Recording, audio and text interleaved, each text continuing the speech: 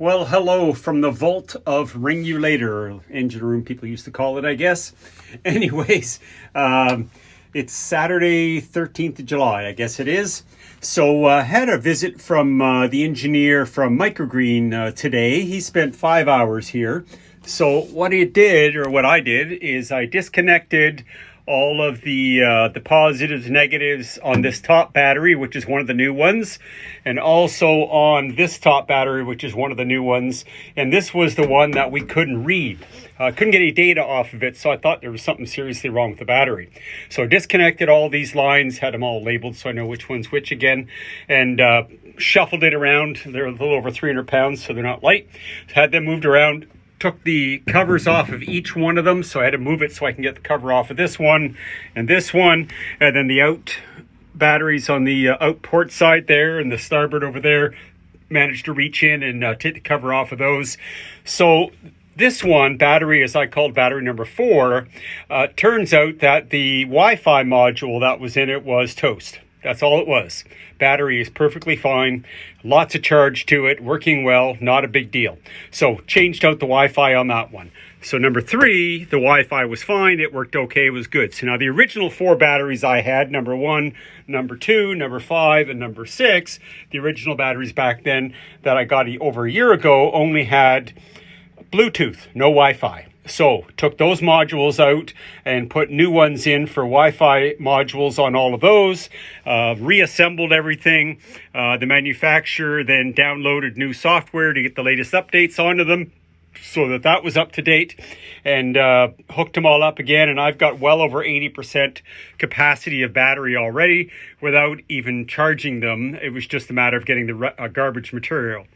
So what it turns out to be, a lesson learned, I guess, here too for lithium batteries especially, is monitoring the state of charge is not exactly what it seems. So when they do the calculation, or the computer inside the battery management system does the calculation for state of charge, it needs to have a minimum voltage per cell, which is 3.445 or something like that, volts per cell. Then it takes that, calculates the state of charge, which is normally in the 80-85% level at that voltage. So it turns out that most of that information, the state of charge, then after that point, once it starts to go down or goes up from that, is simply the battery management system doing a calculation, trying to get the best state of charge out of it. However, all that information is potentially useless. What needs to be done is you need to monitor the voltage only. That's the only thing that really matters. So once the voltage drops down, in this case, down to 49 volts, at that point, then the batteries are at 25-30%, give or take. Once it drops below that to 48 volts, then the batteries will shut down. So at that point, the state of charge is way too low, and they'll shut down. So all I need to do going forward is just watch the battery voltage. And I don't think I've ever brought it below 50 volts that I can remember.